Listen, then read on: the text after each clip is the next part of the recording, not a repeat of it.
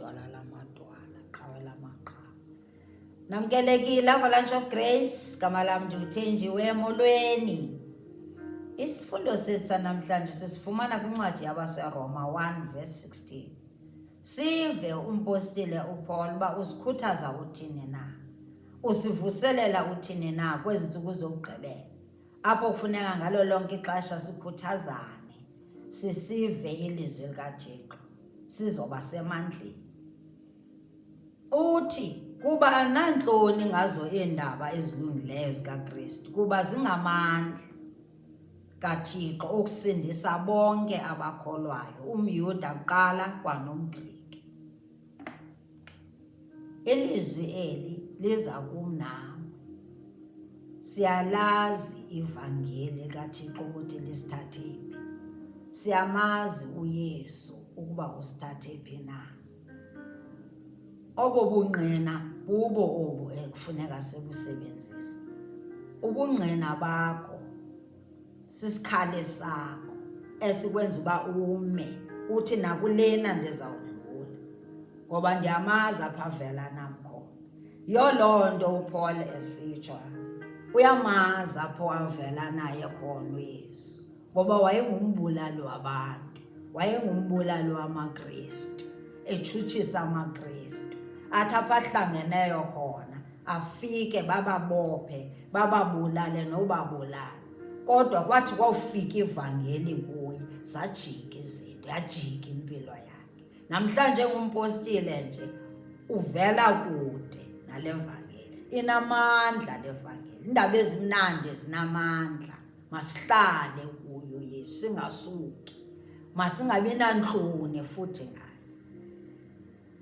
Wazi kahle ukuba wabethwa ngumbane kumathafa aseDamasko. Wayewutshutshisa amaKristu nangalo lo xesha. Ethu umbane wawa phansi. Wathi uYesu, Saul, Saul, untshutshiselane na? Untshutshiselane na? Ezi zinto ezenzeka kuwe zenzeka kuYesu. Sukudana ube ubuyele emva, ubone ngathi wedwa.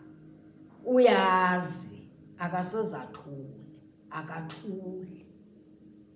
Unesithembiso esitshoyo esithi njena soze ndibayeke, soze ndibayekele, soze ndithule.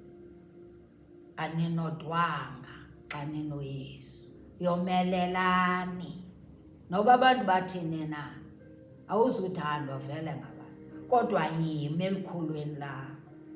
Kwezi ntsuku zokugqibela sizawusindiswa lukholo lwethu. Emva koko, after iintsuku ezintathu engaboni, umpostile uPaul wathandazela, wabona. Yiyo loo nto esithi mna nantloni, ngoba ndandingaboni. Namhlanje ndiyabona. Ndandingumtshutshisi, ndibulala abantu, ndinenzondo. Kodwa kwafika amandla evangeli, ndaba ngumpostile, ndahambisa iindaba ezilungileyo zikaYesu. Ngoba ukululanga ukuzifihla, unofihla into entle uYesu ayenzile kuwe.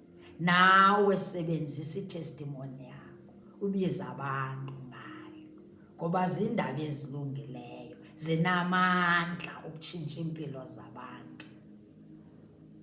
Ayingondaba nje. Ubuthetha ngoYesu akuthethwa nje. Le ibingenzeki kuYesu yenzeka. Itsho uthi wawugula, namhlanje uphilile kungenxa kaYesu. Itsho uba wawungenayo nendawo ohlala uqasha, namhlanje unendlu. Khuthaza abanye ngobufakazi bakho. Itsho ukuba kwakungelulanga empilweni, uphethwe kukoyika, ungathembi mntu, namhlanje umile ngoba ithemba lakho linguYesu. Uyazazi iingelosi zikujikelezile, awoyiki mntu, awoyiki nto. Abalwa nawe uyakwazi ukuthi uYesu nawe utshilo wathi ndiza kulwa nabalwa nawe. Uyazazi ubusikelelekile wena, uyazazi ubusemandleni ngoba uphantsi kwamaphiko kaYesu. Yesu. Banoyesu empilweni yakho, sebenzisa i-testimony yakho. Indaba ezilungileyo zinamandla, ivangeli inamandla. Xelela abanye abantu utsho, babize kwiintsuku zokugqibela bangayotshabalala. Inkosi kakhulu.